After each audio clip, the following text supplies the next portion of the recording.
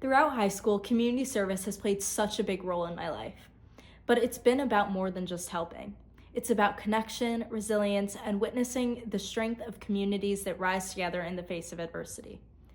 I've had the privilege of serving in 3 communities apart from Chicago that have all shaped my understanding of community in such a profound way.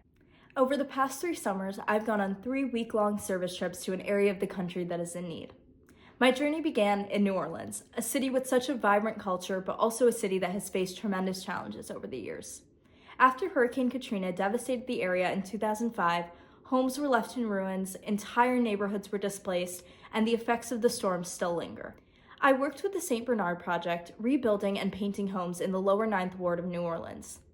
Our volunteer group built the framing of a house that had been completely destroyed by the hurricane and renovated other homes by repainting and caulking the exterior. The gratitude of the families we worked with truly stuck with me. One day of work, the owner of the house approached our group with a huge lunch, and despite dealing with her own stress and struggles, she wanted to express her gratitude for all our work.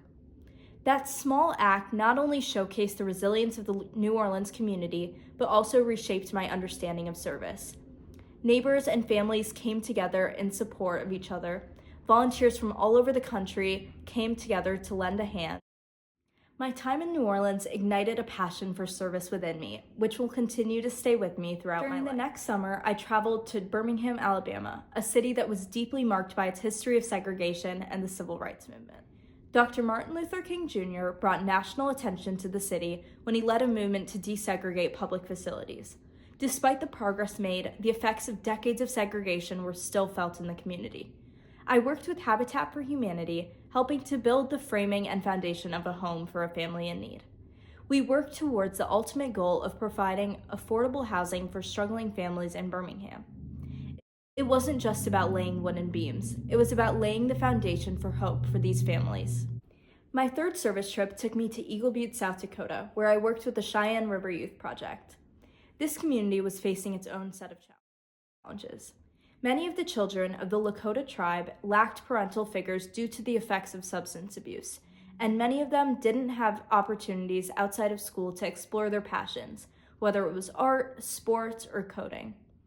While there, we helped prepare for the annual art festival by painting over old graffiti in the art park, and we sorted Christmas donations for the community drive. But the most meaningful part of my time there was interacting with the kids of the reservation, hearing their stories, seeing their dreams, and witnessing the powerful sense of community they had built. These kids supported one another like a family, even though they faced large obstacles. In each of these places, I learned the value of community. Whether it was the way people came together to rebuild homes in New Orleans, the collaboration of neighbors working together to overcome a painful history in Birmingham, or the resilience of the kids in Eagle Butte, the common trend was clear. Communities are stronger when we come together. And as volunteers, we didn't just help restore what was broken, we also became a part of that community. These experiences shaped my vision for the future and the work that I wanted to do. When I returned to Chicago, I decided to channel what I had learned into a project that would help empower the students in my own community. That's when I founded Bridging the Gap, a program designed to provide middle school students from low-income neighborhoods with the tools and knowledge they need to gain admission to top high schools.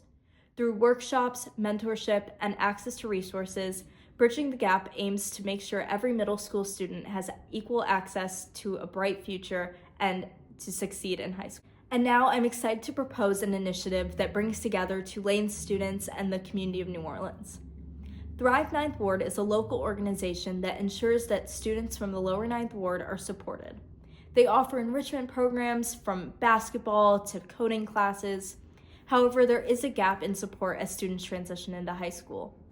These students often face challenges that are driven by a lack of mentorship and guidance, particularly when it comes to navigating high school and the college application process. The Tulane students will serve as role models to these high schoolers, helping them with extracurriculars, schoolwork, and college prep, empowering them to overcome these unique challenges that they face.